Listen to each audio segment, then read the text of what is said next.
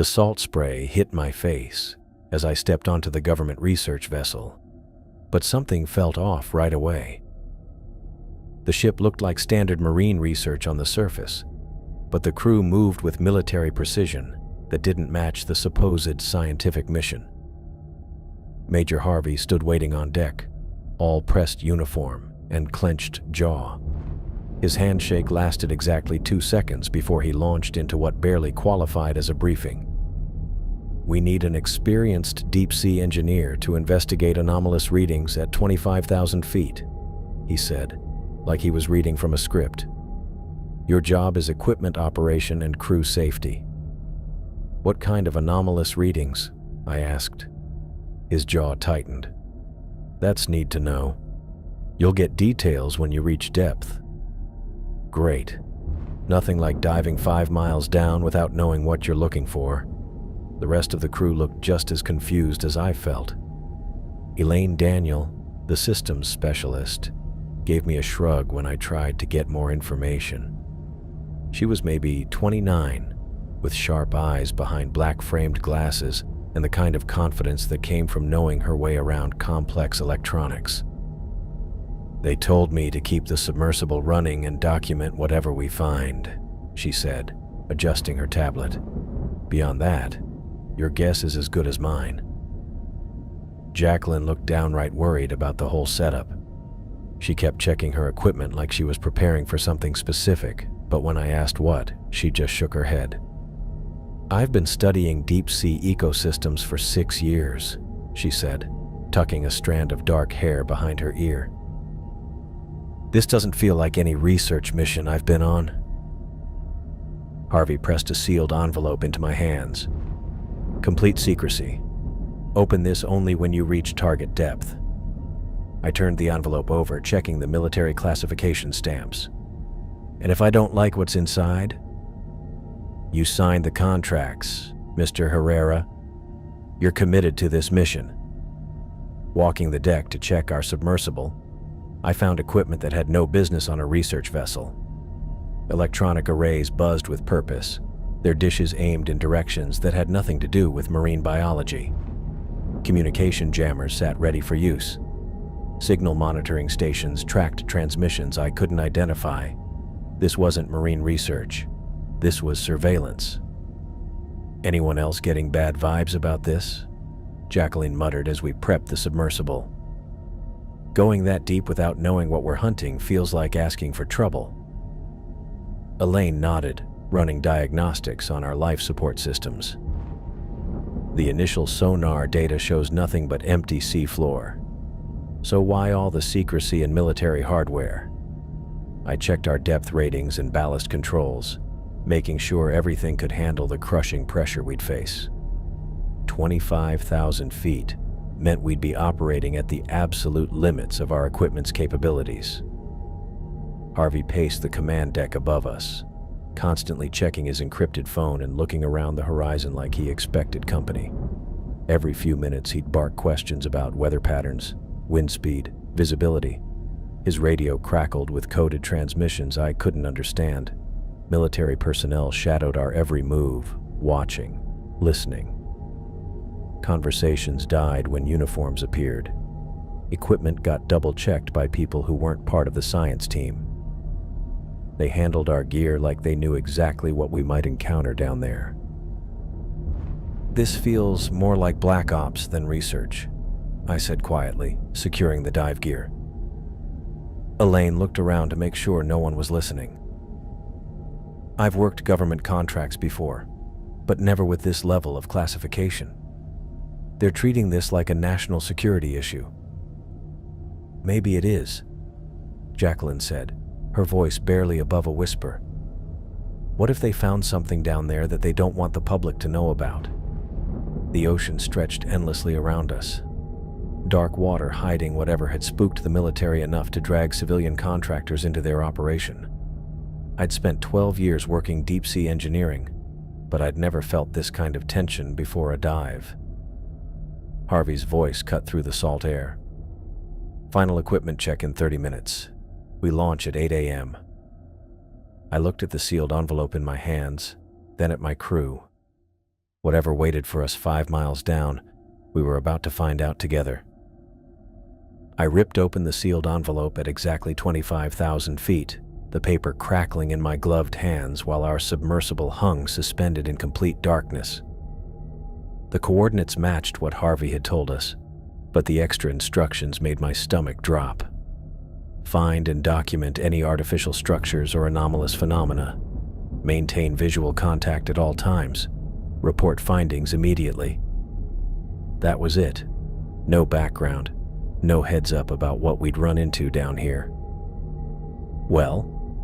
Elaine asked, adjusting the ballast controls as we settled into position. What's the big secret? I passed her the orders. We're looking for structures, man-made or otherwise. Jacqueline looked up from her sonar display, making a face. That's weird. This area should be crawling with life at this depth, but I'm getting almost nothing on biological scanners. She was right. 25,000 feet down, we should be seeing all kinds of deep-sea creatures. Instead, her screen showed empty water in every direction. Maybe that's why they sent us here, Elaine said, running diagnostics on our searchlights. Something cleared out the local ecosystem. I powered up our main beams, slicing through the black water. The seafloor came into view below us, blanketed in fine sediment that hadn't been touched for decades. No buildings, no wreckage, nothing but endless sand reaching past where our lights could reach. Surface control, this is Deep 6, I radioed. We've reached target depth. Beginning search pattern. Harvey's voice came back through the growing static. Copy that, Deep 6. Report any findings right away. The interference kept getting worse the longer we stayed down here. I'd worked plenty of deep-sea operations, but I'd never run into electromagnetic problems like this in open ocean. Starting grid search now, I announced, engaging our thrusters to begin a systematic sweep of the area. For the next 3 hours, we went over every inch of seafloor within a half-mile of those coordinates. Elaine ran our sonar mapping while Jacqueline watched for any signs of life. I kept us moving in careful patterns, recording everything through our cameras. Nothing. Not a damn thing. This doesn't make sense, Jacqueline muttered, checking her equipment for the 3rd time. Even the most barren deep-sea environments have some microbial life. These readings show complete biological absence. Elaine tapped her compass, which had started spinning randomly about an hour ago. And this electromagnetic interference is getting stronger. Something down here is messing with our instruments. Harvey's voice cut through the static again, more demanding this time. Deep 6. Status report. What have you found? Negative contact on all targets, I replied. Seafloor appears empty. Requesting permission to expand search area. Negative. Maintain current coordinates. Continue searching. I caught the eyes of my crew. Harvey's story just didn't line up with what we were finding down here. Maybe the intel was wrong, Elaine suggested quietly. Happens all the time with government operations. But something bothered me. No sea life anywhere, the weird electronic glitches, the way Harvey kept insisting we stay right here in this spot. Like he knew something was down there, even if we couldn't find it. Air supply at 60%, Jacqueline reported. We should start thinking about heading up soon. I checked our life support systems. She was right. We'd already pushed our search longer than standard safety protocols recommended. But Harvey's radio calls were coming every 15 minutes now, his voice getting more urgent each time. Deep 6. This is surface control. Expand your search pattern. Check coordinates ±1 nautical mile. Finally. Permission to look beyond the original target area. Copy that. Surface control. Expanding search area now. I adjusted our heading, taking us beyond the coordinates for the first time. Maybe whatever they expected us to find had drifted, or maybe their intel was off by a few hundred yards. The pressure readings climbed as we moved into slightly deeper water. I had to keep tweaking our ballast to stay neutral at these bone-crushing depths. One mistake down here in the ocean would crumple our hull like a soda can. "Still nothing on biological scanners," Jacqueline said. "This whole area is like a dead zone." Elaine's instruments started acting up worse as we moved further from the original coordinates. Her compass spun wildly now, and several electronic systems showed interference patterns she couldn't explain. "Whatever's causing this electromagnetic stuff, we're getting closer to it," she said, trying to compensate for the equipment problems.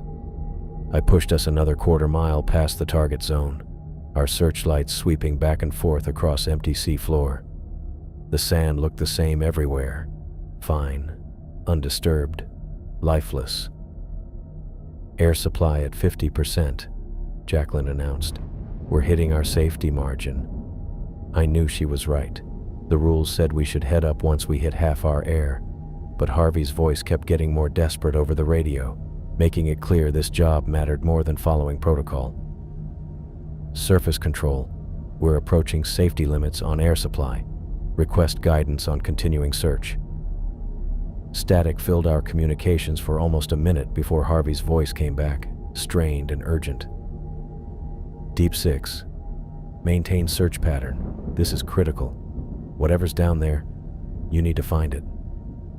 I looked at my crew, seeing my own doubt mirrored in their expressions. We could stretch our oxygen a bit longer, but we'd be risking everything on intel that could be total garbage. The electromagnetic interference suddenly jumped, making half our equipment flash and reboot. In that moment of electronic mayhem, I had to make a choice that would decide whether we lived to see daylight again. The electromagnetic interference spiked again, and in that moment of chaos with our instruments flickering, Jacqueline's sonar screen lit up like Christmas morning. "Holy shit," she breathed, staring at her display. "Avery, you need to see this." I moved closer to her station, keeping one eye on our depth controls. The sonar return she was pointing at looked unreal, a huge signature moving at the very edge of our scanning range. "That can't be right," I said, checking the scale. "Your equipment's malfunctioning." That's what I thought too. Jacqueline ran the scan again, her fingers flying over the controls. But I'm getting the same reading. Something organic, nearly a mile in length. Elaine looked up from her instrument panel, making a face. "A mile? That's bigger than any whale species on record." "It's bigger than most naval vessels," I muttered, studying the sonar image. The thing wasn't just large. It was moving with clear purpose, following a straight trajectory rather than the random patterns you'd expect from sea life. "Surface control, this is Deep 6, I radioed. "We've got a massive biological contact on sonar, requesting guidance." Harvey's response came back quicker than usual, his voice strained. "Deep 6, describe the contact." "Organic signature, approximately 1 mile in length, moving with apparent intelligence. Should we investigate?" Static filled our comms for almost 30 seconds before Harvey came back. "Keep eyes on it, but stay back. Document everything." I looked around at my crew. Harvey's tone suggested this wasn't the surprise it should have been. "Change course to intercept," I decided, adjusting our heading. "But we stay well back from whatever that thing is." As we got closer, Jacqueline's biological scanners began collecting more detailed information. She shook her head in disbelief as data flowed across her screens. "The cellular structure readings don't match anything in my databases," she said. "This isn't just a new species. The basic biology is completely alien." The thing's movement pushed massive amounts of water that hit us even from where we were, making our sub rock back and forth like a toy boat. I kept having to adjust our position to stay steady while following where it went. "It's definitely heading somewhere specific," I observed, watching the sonar track. "This isn't random migration." Elaine's instruments went haywire as we approached. I'm getting electromagnetic readings from the creature, just like before, but way more intense. You're saying this thing generates its own electromagnetic field? Jacqueline asked. That's exactly what I'm saying, and it's interfering with half our systems. I kept us back what I hoped was far enough while the thing continued moving with clear purpose across the ocean floor. Through our sonar mapping, we could make out arms and body parts that went against everything I knew about ocean life. This is incredible, Jacqueline whispered, her scientific excitement overriding her caution. We're looking at a completely unknown form of life. The implications for evolutionary biology alone.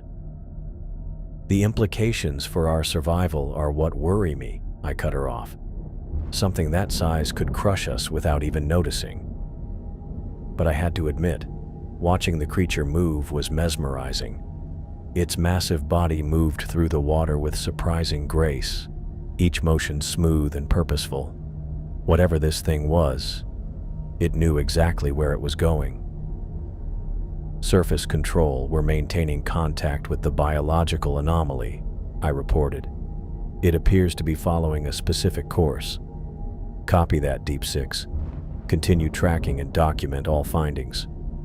Harvey's voice had a sharp edge I'd never heard before, like he was expecting something specific to happen. The creature's electromagnetic field got stronger as we followed, making more of our instruments flash and restart. Elaine worked frantically to adjust the settings, but some systems were totally fried by the interference.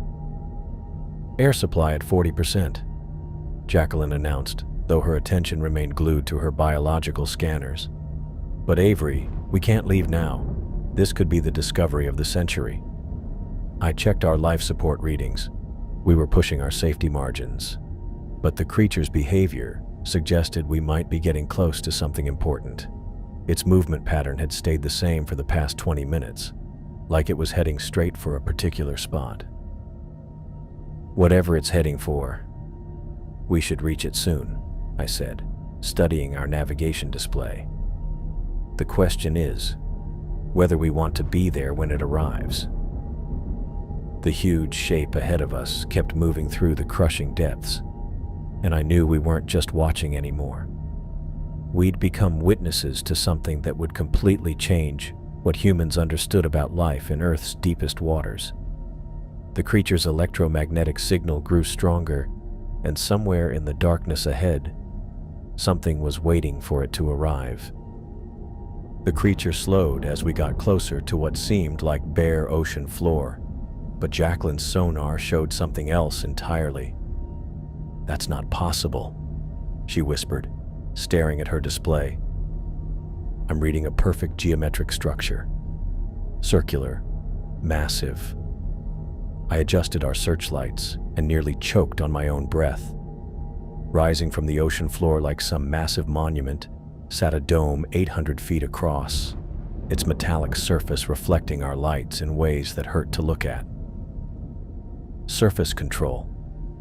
This is Deep Six, I radioed, my voice barely steady. We have visual contact with an artificial structure. Repeat, artificial structure on the seafloor. Harvey's voice crackled back right away. Deep Six, tell me what you're looking at. Metallic dome, approximately 800 feet in diameter. Definitely not natural formation. Static filled our comms before Harvey came back, his voice tight with something between excitement and fear. Keep watching. Document everything. Elaine ran her scanners over the dome's surface, shaking her head at the readings. These metal compounds don't exist in any database I have. The molecular structure is completely unknown. The massive creature we'd been following positioned itself directly above the dome's center, and what happened next made my engineering brain shut down completely. Sections of the creature's flesh began peeling back like opening flowers, revealing organs underneath that pulsed with brilliant glowing light. Jesus Christ, I breathed, watching through our cameras as the creature pressed these exposed organs against the dome's surface. The organs looked like eyes. Massive alien eyes that looked around the dome with patterns of light so complex they made my head spin just watching them. The creature was talking with the structure, using its own biology as some kind of interface system. "Are you getting this?" I asked Elaine, who was frantically adjusting our recording equipment. "Every second of it. The electromagnetic signatures are off the charts." Jacqueline leaned forward, her scientific training battling obvious terror. The creature's using bioluminescent communication, but the complexity of those patterns suggests intelligence far beyond anything we've ever documented. The light show continued for several minutes, the creature's organs creating sequences that looked almost like computer code written in living light. Whatever conversation was happening between creature and dome, it was way beyond human understanding. "Surface control. The biological entity is interfacing directly with the structure," I reported. "Some kind of communication protocol using bioluminescent organs." Harvey's voice came back strained. "Copy that, Deep Six. Continue documentation." Then the dome responded. A section of its surface began moving, pulling back like mechanical pedals to reveal a dark opening easily large enough for our submersible. The creature immediately pulled back its scanning organs, sealing the exposed flesh back under protective layers, and began swimming away from the dome. "The structure is opening," I radioed, staring at the dark entrance. "Repeat. The dome has opened what appears to be an access port." "Deep Six. Investigate the opening, enter the structure, and report findings." I almost dropped the radio. "Surface control. That's a bad idea. We don't know what's in there." "Deep Six. You are ordered to investigate. This is a direct command." I looked at my crew, seeing my own worry mirrored in their expressions. Elaine checked our air supply while Jacqueline kept watch for any changes in the dome's behavior. "Air at 35%, Elaine reported quietly. "If we go in there, we're committed. No time for extended exploration." The dark opening waited below us like a gaping mouth, revealing nothing beyond the reach of our searchlights. Whatever lay inside that alien structure, Harvey was ordering us to find it. "Surface control, entering the structure now," I said, engaging our thrusters toward the opening. As we dropped toward the dome's entrance, I realized we were about to become the first humans to enter technology that had been sitting on the ocean floor for who knows how long. The creature had unlocked it for us, but I couldn't shake the feeling that we were walking into a trap designed by intelligence far beyond human understanding. The black opening swallowed our submersible, and our lights vanished into something that wasn't quite darkness, something else entirely. I followed Harvey's orders, even though every instinct told me to turn around. The submersible slipped through the dome's opening like we were being eaten alive. "This is insane," I muttered, watching the entrance seal shut behind us with mechanical precision that made my skin crawl. The tunnel we entered went against everything I knew about underwater construction. Smooth metallic walls stretched ahead of us. But here's the thing that really messed with my head. The passage was changing its width as we moved forward, broader when we needed to turn, tighter in straight sections, like the structure was actively making room for our submersible. "Avery, you need to see these readings," Elaine said, her voice tight with disbelief. "My exterior sensors are detecting atmosphere in here, actual breathable atmosphere." "That's impossible," I replied, but checked our hull integrity anyway. No leaks, no pressure changes. Whatever was keeping the water out, it wasn't following normal physics. Jacqueline leaned over her biological scanners, making a face. "I'm not picking up any organic threats, but the atmospheric composition is weird. Oxygen, nitrogen, but there are elements I can't identify." Emergency lighting blinked on along the tunnel walls as we passed, strips of soft blue light that activated just ahead of our position. The structure knew we were here and was responding to our presence in real time. Surface control. This is Deep 6. I tried radioing, but got nothing back except static. Comms are dead. We're on our own down here. The tunnel curved ahead, splitting into 3 different passages. Our navigation systems had died completely the moment we entered the dome, so I had to pick our route based on instinct and the weak air currents I could feel through our sensors. Left passage looks wider, Elaine observed, studying her remaining functional instruments. The middle one has stronger airflow, Jacqueline added. I chose the middle passage, following the air current deeper into the structure. The walls here showed scattered markings, symbols that looked almost like writing but didn't match anything in human language databases, mathematical sequences that followed patterns I couldn't figure out. These symbols, Jacqueline whispered, recording everything through our cameras. They're definitely intentional communication, but the logic behind them is completely alien. We made our way through 2 more branching passages before the tunnel opened into something that left me gasping. A huge central chamber stretched beyond our flashlight's reach, with a domed ceiling that vanished into blackness above us. Jesus, Elaine breathed, running every scanner we had left. This chamber is massive. I'm reading at least 500 feet across, maybe more. At the center of the space stood a tower, maybe 100 feet tall, clearly the dome's main facility. It looked almost organic in design, like it had grown rather than been constructed, but the materials were definitely man-made. Atmospheric readings are stable, Elaine reported, checking her instruments twice. The air composition is actually breathable, though I'm recommending we keep our environmental suits sealed until we know more. I guided us closer to the tower, picking up details that got my engineering mind racing. The entrance was built for 2-legged creatures, doorways and passages made for beings that walked upright and stood about as tall as humans. This wasn't built by the creature we followed here, I said, studying the tower's proportions. Whatever designed this structure, they're built like us. Jacqueline's voice carried excitement mixed with fear. We're looking at buildings made by creatures that looked like us. This changes everything.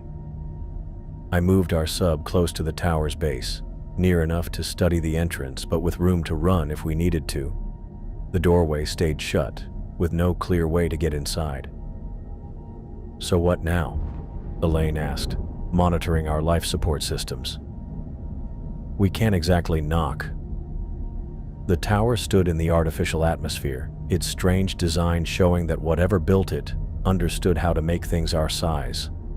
The builders knew about creatures like us, and that realization felt more threatening than reassuring.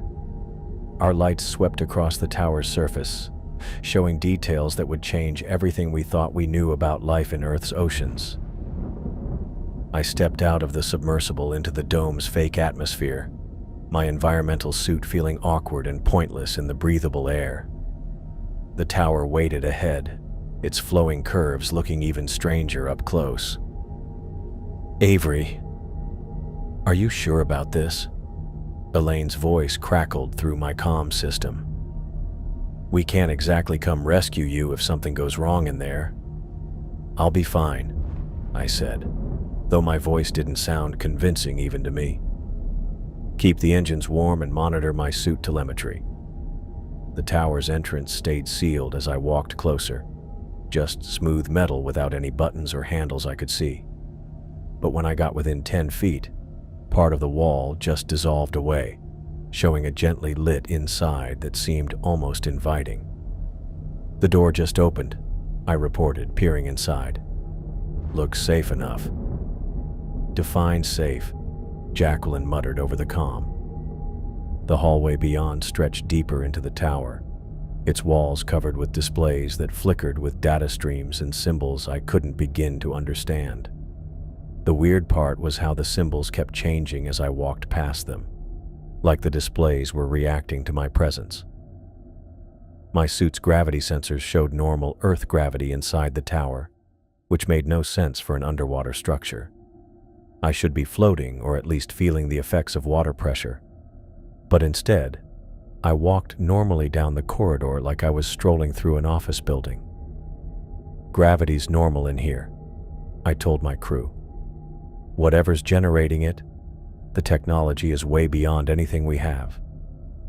The hallway opened into a spiral ramp that wound up through the tower's center.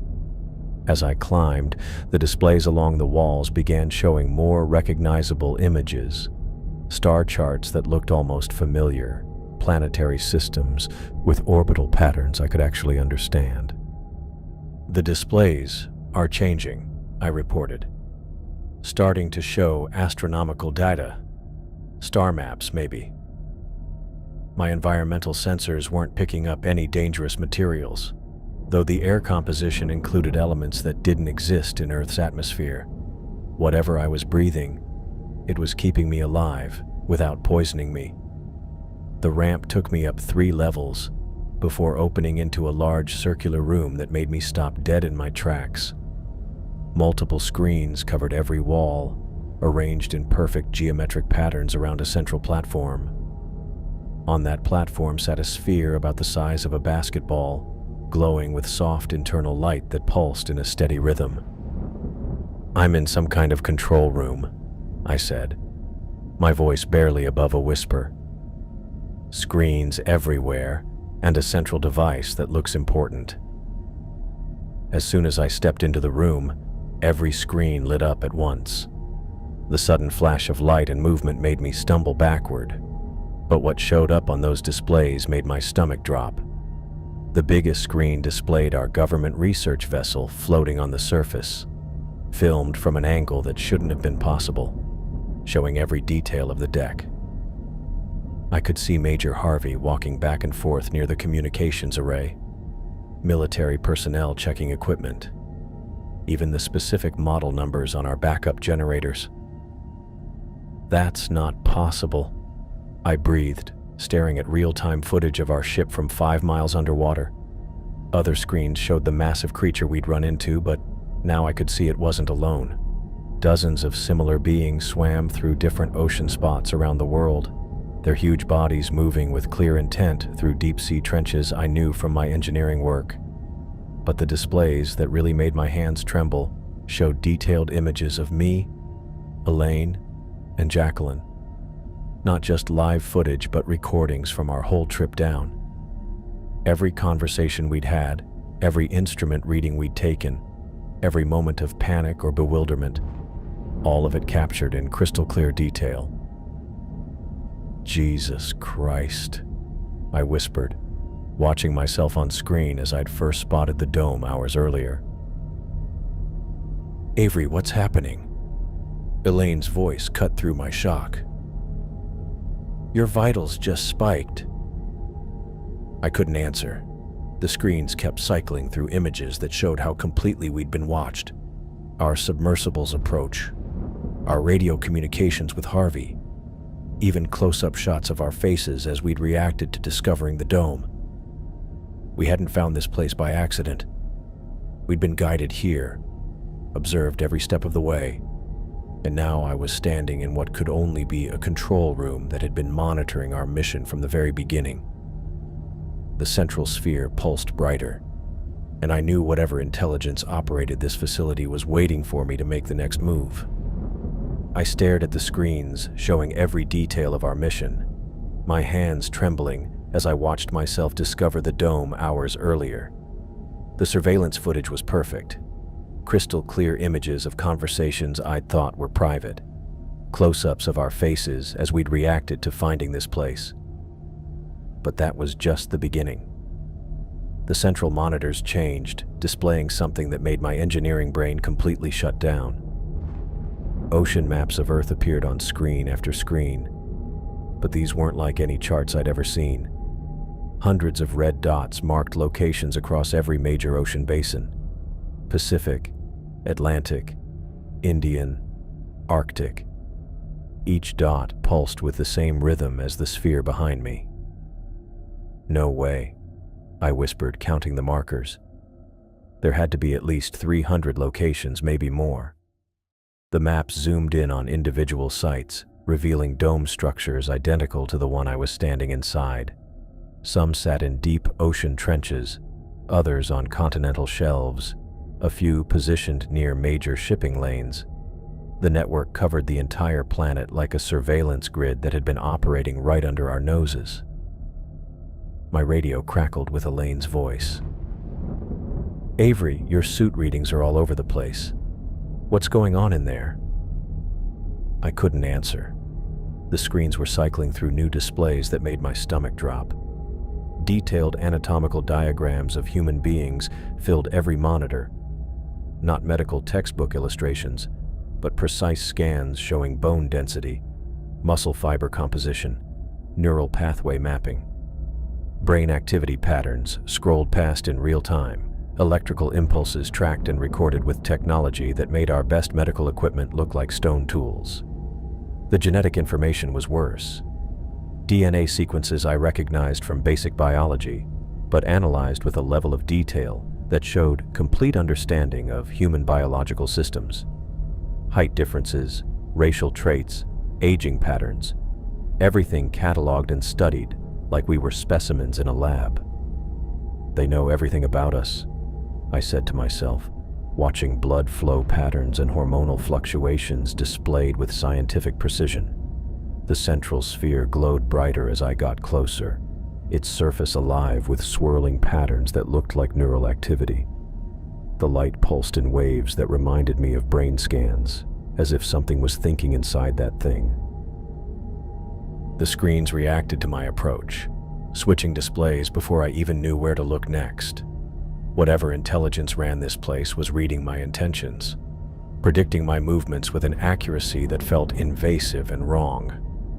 I reached toward the sphere, pulled by a need to understand what was controlling all this surveillance. The surface appeared liquid but solid, patterns of light flowing underneath like thoughts made visible. The moment my gloved hand got within inches of the sphere, every screen in the room exploded with new images that knocked the wind out of me. Alien landscapes filled the displays, cities that stretched beyond the horizon with architecture that defied physics. Structures twisted through dimensions I couldn't understand, built from materials that seemed to shift between solid and energy. The scale was mind-boggling. Buildings that could house millions of beings, transportation systems that moved through space itself. But the creatures living in these worlds made me forget how to breathe. Beings the size of mountains moved across alien terrain with flowing motion, their shapes changing between sharp angles and smooth bends. They talked through flashes of light that filled whole skies with meaning, their minds so huge that watching them think was like staring into the sun. One screen showed how the ocean domes got built, and I watched in horror as the massive creatures we'd met served as living cargo ships. They weren't just animals. They were biological vessels carrying dome parts across space. Their bodies changed to survive in the empty void and the crushing depths of alien seas. "Jesus Christ," I breathed, watching these beings deploy monitoring stations on world after world. The final images showed Earth from space, but nothing like the blue marble I'd seen in photos. Our planet sat surrounded by a network of massive creatures, stationed at key points around our solar system like guards. Smaller ships moved between them in patterns that screamed constant communication and coordination. Earth wasn't just being watched. It was completely encircled by an intelligence that had been studying us for God knows how long. Every ocean, every continent, every major city was under surveillance by technology we couldn't even see. The dome I stood in wasn't some isolated find. It was one piece in a planetary spy network that had been recording human civilization with the cold interest of scientists studying germs in a lab dish.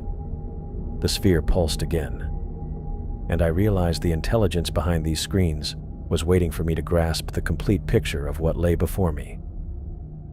We hadn't stumbled onto alien technology by accident.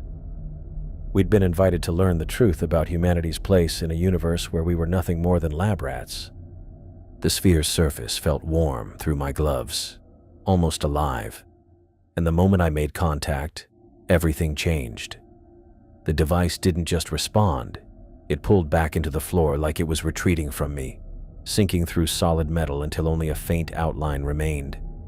Every screen in the room exploded with light so bright I had to cover my eyes, but I couldn't look away from what appeared next. Space. Not the empty black void I'd read about in textbooks, but space filled with movement on a scale that made my brain hurt. Creatures moved through the darkness between stars, their forms so massive that planets looked like marbles next to them. These weren't ships or vehicles. They were living beings, swimming through the vacuum like it was ocean water. "What the hell?" I whispered, watching one of these things approach a solar system I didn't recognize. The creature was easily the size of Earth's moon, its body changing between geometric patterns and flowing organic curves. Massive limbs that could wrap around entire continents reached out to touch planets with careful precision, like a scientist handling test tubes.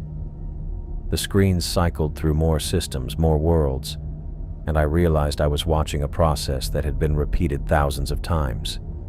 Each planet showed signs of advanced civilization, cities, technology, space travel. But these enormous beings treated such achievements like a child's toys, examining them with cold interest before moving on to whatever came next.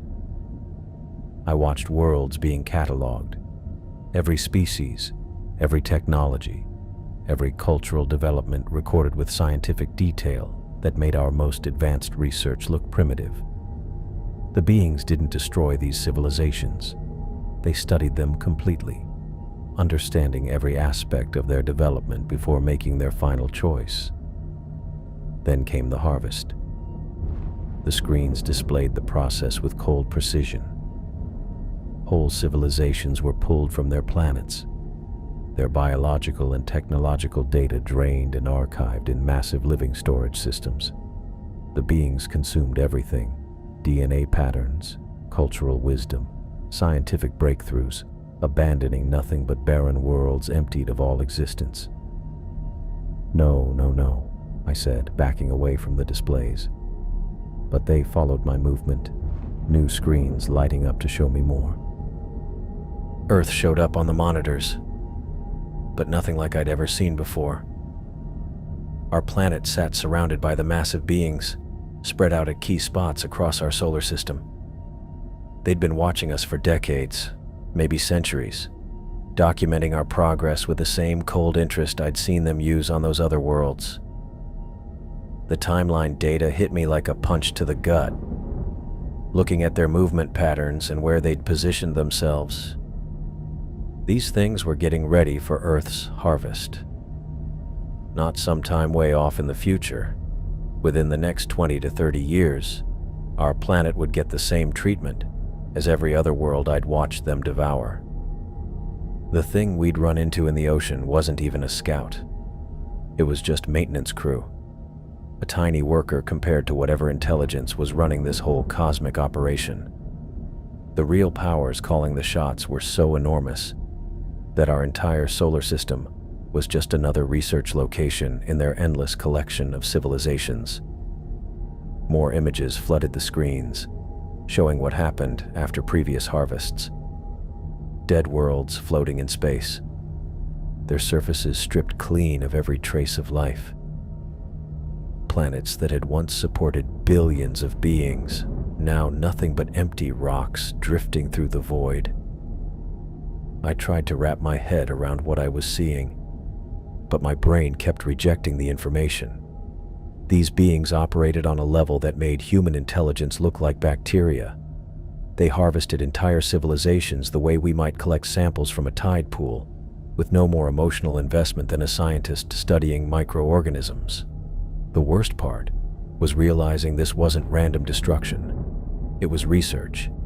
Methodical, thorough, scientific research that required the complete consumption of every civilization they encountered.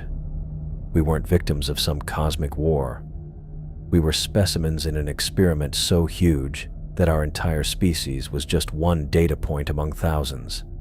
The screens showed Earth's future with brutal clarity. Our cities empty, our oceans drained, our planet reduced to a lifeless husk floating in space while the massive beings moved on to their next research site. Everything humanity had ever built, every person who had ever lived, every dream and achievement and moment of love, all of it would be cataloged and stored before being discarded like used laboratory equipment. I stumbled backward, my legs hitting the wall as the full reality of humanity's situation crashed down on me. We weren't just being watched, we were being prepared for consumption by intelligence so advanced that our entire civilization was nothing more than a temporary research project. The screens went dark one by one, leaving me alone in the chamber with knowledge that felt like poison in my brain. I understood now why the dome had opened for us, why the creature had led us here, why I'd been allowed to see all this. They wanted me to know. They needed at least one human to grasp exactly how insignificant and fleeting we really were in the universe. Not from malice, but with the same detached curiosity a scientist might have watching lab rats discover their fate. I bolted from that room, my sanity cracking under the burden of what I'd discovered, knowing I could never tell anyone because there was absolutely nothing humanity could do to stop what was headed our way. I stumbled out of that tower like my brain was on fire, the cosmic terror of what I'd seen burning through every rational thought I'd ever had. My legs barely worked as I ran across the chamber floor toward our submersible, where Elaine and Jacqueline waited in the artificial atmosphere that suddenly felt like a trap closing around us. "Avery," Elaine's voice crackled through my comm. "Your vitals went completely insane. What happened in there?" I couldn't answer. How do you explain that humanity is nothing more than lab rats waiting for dissection? That our entire civilization is a temporary research project for beings so advanced they harvest planets like we collect water samples? "We're leaving," I said, my voice coming out as a croak. "Right now. Get the engines running." "What did you find?" Jacqueline pressed. "The readings we're getting from that tower are off the charts. This could be the discovery of the century." "Get us out of here," I shouted, probably loud enough to damage their eardrums through the comm system. Something in my voice must have convinced them because Elaine fired up the thrusters without another question. I climbed back into the submersible, my hands shaking so badly I could barely work the hatch controls. "Avery, you're scaring us," Jacqueline said as I strapped myself in. "What's wrong?" I looked at their faces. Elaine's worried expression behind her glasses, Jacqueline's wide eyes full of scientific curiosity, and realized I could never tell them what I'd learned. The knowledge would destroy them the same way it was destroying me. "Just get us back to the tunnel," I managed.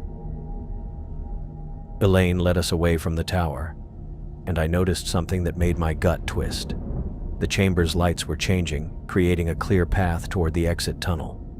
Bright strips showed up along the walls, pointing us toward the way out, like those lights on airplane runways. They were helping us leave. Whatever ran this place wanted us gone now that I'd seen their cosmic research project. We weren't escaping. We were being sent away. The tunnel system led us back through the branching passages with the same helpful lighting, making turns that had mixed us up on the way and totally obvious now. The walls opened up to speed our passage, and the emergency lighting stayed just bright enough to show us the fastest route to the exit. "The structure's actively helping us navigate," Elaine observed, checking her instruments.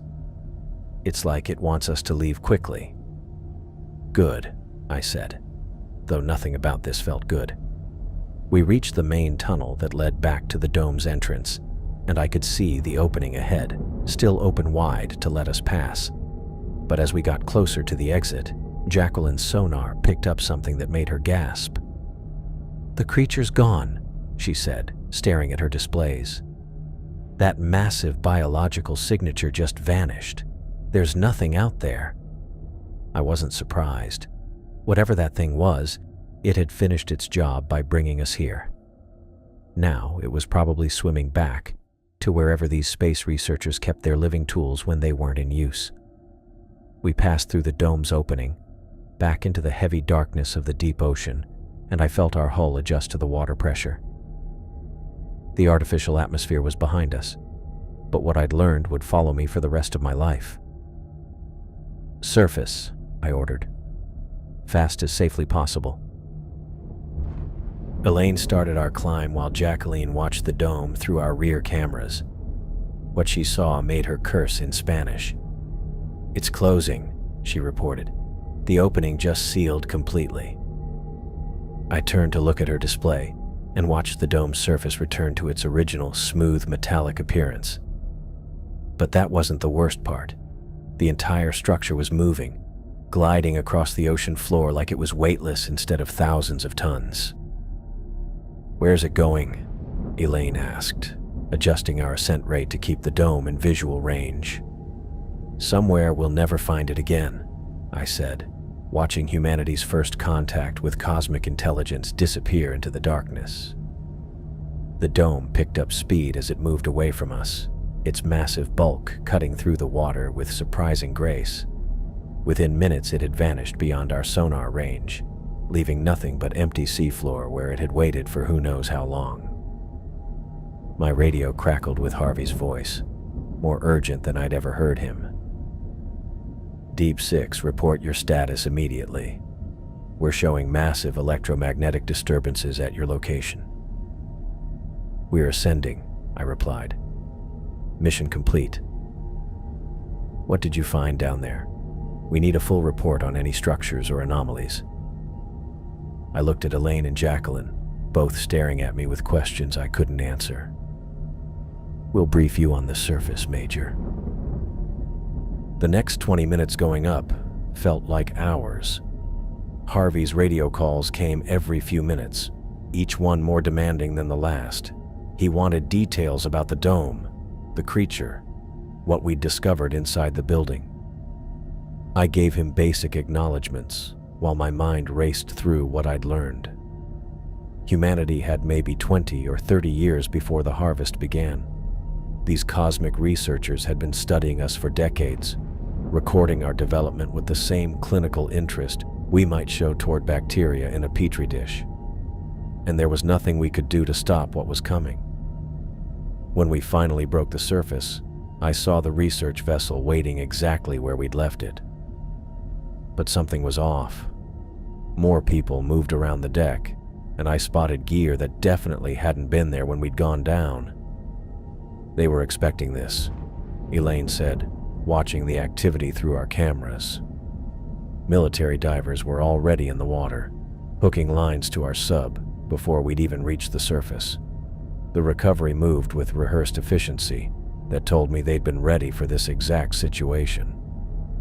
Harvey's voice crackled through our radio with perfect clarity now that we were topside. "Deep 6, you're ordered to stay off comms until debriefing. Don't talk about what you found with anyone." The crane hoisted us onto the deck, and I spotted personnel in hazmat suits waiting to walk us to what looked like a mobile quarantine unit. This wasn't normal protocol for a research mission. This was damage control. They split us up right away. Different rooms, different questioners, different ways of trying to get information about what we'd seen 5 miles down. My sessions went on for hours, with military intelligence officers asking detailed questions about how the dome was built, how the creature acted, what I'd discovered inside that tower. I told them about the structure, the artificial atmosphere, the surveillance gear. I described the screens showing global ocean monitoring and the evidence of advanced technology. But I kept the cosmic horror to myself. The harvest timeline, the scale of the intelligence studying us, the images of dead worlds floating in space. What would be the point? Telling them would only create panic without offering solutions. Humanity couldn't fight beings that collected entire civilizations. We couldn't hide from surveillance technology that had been watching us for decades. We couldn't escape a fate that had been planned before our species even developed agriculture. Harvey's reactions during the debriefing told me the military had suspected alien involvement, but needed proof. The way he asked questions suggested they'd been tracking strange activity for years, waiting for confirmation of what they already feared. The dome's location? He asked for the third time. Gone, I repeated. It moved away from the site and disappeared from our sonar. Direction? Unknown. It was beyond our tracking range within minutes. He scribbled notes on a tablet, his jaw clenched tight. They'd finally found proof of extraterrestrial intelligence, and it had vanished before they could examine it properly. The next day, they shoved contracts at us that looked more like legal threats than NDAs. Sign these or face federal prosecution for spilling classified secrets. The mission would go on record as a botched training run that turned up nothing but rock formations. I signed without reading a word. What other option did I have? Even if I wanted to warn everyone about what was headed our way, who'd believe me? And what could people do with that kind of information anyway? Elaine and Jacqueline signed too, though I could see the scientific frustration in their eyes. They'd witnessed the discovery of the century, and now they had to pretend it never happened. The military took every piece of equipment we'd used, every recording we'd made, every scrap of data from our dive. Our cameras, sonar logs, atmospheric readings, all of it vanished into classified storage where it would probably never see daylight again. They let us go with new identities in the government database, clean records that showed we'd never been involved in any deep-sea anomaly investigation. As far as official documentation was concerned, we'd spent those days conducting routine equipment tests in shallow water. But I knew the truth. I'd seen humanity's future displayed on alien screens with cold, scientific detail. We were research subjects in a cosmic experiment, and our time was running out faster than anyone could imagine. The knowledge felt like poison in my blood as I walked away from that briefing, knowing I'd carry this secret until the day the harvest began. I still wake up at 3 a.m. most nights, staring at the ceiling and doing the math again. 27 years since the mission, maybe 30 if I'm being optimistic. The numbers never change no matter how many times I run them. My apartment overlooks San Diego Bay, and I spend those sleepless hours watching cargo ships move across the dark water. The crews think they're transporting goods between continents, building global commerce, advancing human civilization. They have no idea they're just moving pieces around a board game that's already over. Work helps sometimes. Today, I'm reviewing structural plans for a new deep-sea mining platform, checking stress calculations and pressure ratings like any of it matters. My engineering brain still works perfectly. 12 years of experience doesn't just disappear because you've seen the cosmic truth. But every blueprint feels like drawing sand castles before high tide. Herrera. You got a minute? I look up to find Marcus Chen standing in my cubicle doorway with a tablet in his hands. He's maybe 28, eager, still believes technology can solve any problem. 3 years ago, that was me. What's up? I save my work and lean back in my chair. We're getting some weird sonar readings from the Monterey Canyon project. Equipment's working fine, but the data doesn't make sense. He hands me the tablet. Thought you might have seen something like this before. The sonar image shows the canyon floor at 18,000 feet, and my blood turns to ice water. There's nothing visible on the scan, just empty sediment like you'd expect. But the electromagnetic signature readings in the corner of the display are identical to what we read 3 years ago. When was this taken? I ask, keeping my voice steady. Yesterday morning. The mining survey team is baffled. They're picking up massive EM disturbances, but can't locate the source. I study the data and spot the pattern right away. Something's down there, probably another dome facility, but it's keeping itself hidden from regular detection. The cosmic researchers are still working, still watching, still getting ready for what's coming. Probably just equipment interference, I tell Marcus, handing back the tablet. Deep sea electronics get weird sometimes. I'd recommend recalibrating the sensors. He nods and walks away. Bought my story completely. But I know what's really going on. They're still out there, keeping tabs on us, making notes about how we're changing, waiting for the right moment to collect what they came for. My phone buzzes with a text from Elaine. Coffee later. Need to talk. We get together every few months, always picking new spots, never saying anything important through texts or calls. The feds probably stopped watching us years ago, but once you're hiding secrets from beyond the stars, you can't shake the feeling that someone's always listening. I find her at a small cafe in Hillcrest, sitting in the back corner with her laptop open. She looks older than 32, worry lines around her eyes that weren't there before the mission. Her technical work keeps her busy, but I can see the same tiredness I feel every morning. "How are you holding up?" she asks as I sit down. "Same as always." "You?" "Had another nightmare about those screens, the ones showing all the dead planets." She closes her laptop and wraps her hands around her coffee cup. "I've been thinking about Jacqueline." "What about her?" "She called me last week. Didn't say much, but she sounded different. Scared, maybe, more than usual. Jacqueline took the revelation harder than either of us. Her whole career was built on studying marine life, and learning that Earth's oceans were under alien surveillance shattered something fundamental in her worldview. She moved to Florida after the mission, supposedly for better research opportunities. But I think she just needed distance from everything that reminded her of what we'd seen." "Different how?" "She mentioned seeing unusual migration patterns in the Gulf, large-scale movements that don't match any known species' behavior." Elaine leans forward, lowering her voice. "What if they're preparing for the next phase? The possibility has been gnawing at me for months. Those massive creatures we ran into weren't just watching us. They were part of something bigger. If they're switching up how they operate, it might mean things are moving faster than we thought. We can't know for sure," I say, though my stomach is already clenching with familiar dread. "Can't we? You saw those images, Avery. You know what's coming better than anyone." She's right. And we both know it. The cosmic harvest isn't some distant theoretical threat. It's a scheduled event that's been planned for longer than human civilization has existed.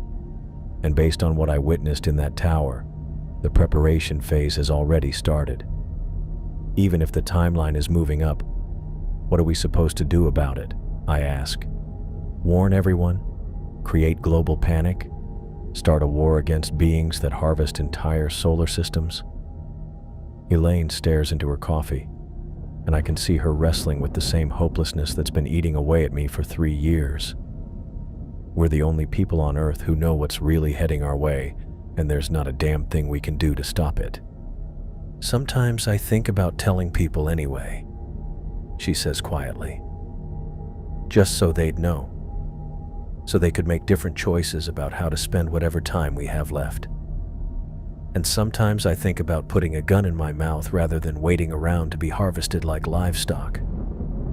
The words come out harsher than I meant them to, but Elaine doesn't flinch. She's probably had the same thoughts. But we don't, she says, because maybe there's still something we can do. Some way to fight back or escape or at least understand what's happening to us. With what? Our most advanced technology is like stone tools compared to what we saw down there. I know, but giving up feels like betraying everyone who doesn't know what's coming. We sit quietly for a while, two people carrying the weight of humanity's future, while surrounded by normal life going on around us. Other customers order coffee and chat about weekend plans and grumble about traffic, completely unaware that their species has maybe 2 decades left before cosmic forces beyond their understanding erase them from existence. My phone buzzes with a work email about the Monterey Canyon project. More sonar irregularities, more electromagnetic interference that the survey team can't explain. The alien monitoring network is still active, still collecting data, still preparing for the final phase of their research project. I should get back to work, I tell Elaine, though the thought of reviewing more meaningless engineering reports makes me want to scream. Yeah, me too. She opens her laptop again, but I can see she's not really focusing on the screen. Same time next month? Sure. I walk back to my office through downtown San Diego, watching people go about their daily routines with the desperate intensity of someone who knows it's all temporary. Every conversation, every relationship, every human achievement, all of it will be cataloged and stored before being tossed aside like used lab equipment. The knowledge sits in my chest, growing heavier every day. 3 years of carrying this secret, and I'm not sure how much longer I can function with cosmic terror eating away at my sanity. But I keep going anyway, because what else is there to do? The harvest is coming whether I'm ready or not, and until it arrives, I'm still human enough to pretend that any of this matters.